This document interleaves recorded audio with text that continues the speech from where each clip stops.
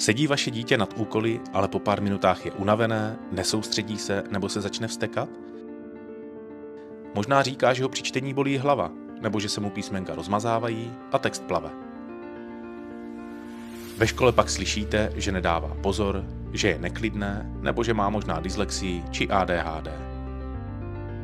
Někdy ale může být problém úplně jinde. Nevždy jde o inteligenci nebo snahu. Někdy oči a mozek prostě nespolupracují tak, jak by měly, a dítě pak musí při čtení nebo učení vynaložit mnohem víc energie než ostatní.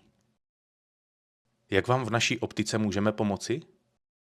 Ahoj, my jsme tady s Vašíkem přišli do optiky kvůli známosti s panem Knapem a tím, že jsme měli ve škole už trochu problémy se soustředěním a zvládáním emocí, tak začínáme tady, abychom zjistili, jestli se nedá pomoct právě díky očím a mozku. A teď to právě jdeme zjistit. Dobrý den, těším se, jsme tady na to vyšetření. Jo, tak jdeme na to. Dáte si něco na pití, vodu, kávu? Dáš si něco na pití? Prosím, vodu. Vodu? Výborně, děkujeme. Tak jak si tady můžeme do vyšetřovny? Vyšetření začíná úplně jednoduše.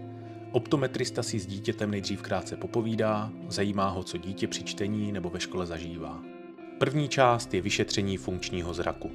Dítě pracuje s různými pomůckami, čte, soustředí se na detaily, zkouší speciální brýle a postupně střídá pravé a levé oko.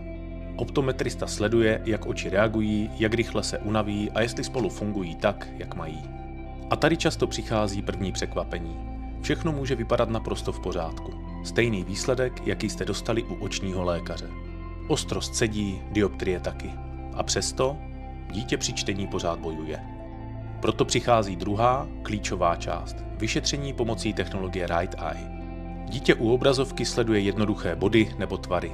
Vypadá to jako hra, ale kamera mezitím s vysokou přesností sleduje každý pohyb očí.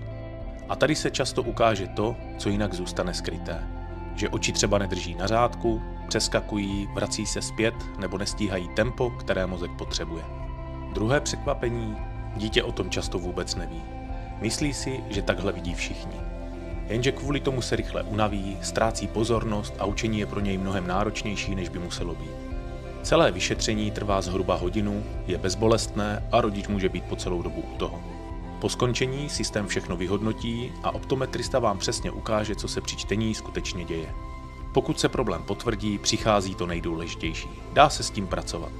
Pomocí cíleného tréninku se dá spolupráce očí a mozku postupně zlepšit. Optometrista celý proces sleduje na dálku, upravuje ho a pomáhá dítěti jít správným směrem. Najednou to, co dřív nešlo, začne dávat smysl.